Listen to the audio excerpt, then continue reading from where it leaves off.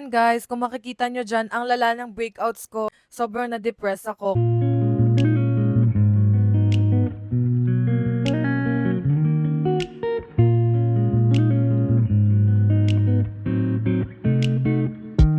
Hi guys! I've been using this supplement which is from New Moon Soft Glow for almost 2 weeks na din. Alam nyo ba na nakita ko talaga yung difference nung before ng face ko bago ko inumin yung supplement na to at yung ngayon, ipapakita ko sa inyo. Ayan guys, kung makikita nyo dyan, ang lala ng breakouts ko as in sobrang na-depress ako kasi ilang months ko din yan pinagdaanan. Buti na lang na-discover ko yung New Moon Soft Glow kay Miss Jonah. Since 2022 pa, user na ako ng Beauty Milk. 'Di ba mga ate, compare mo naman yung skin ko ngayon, dyan. It's giving the glow.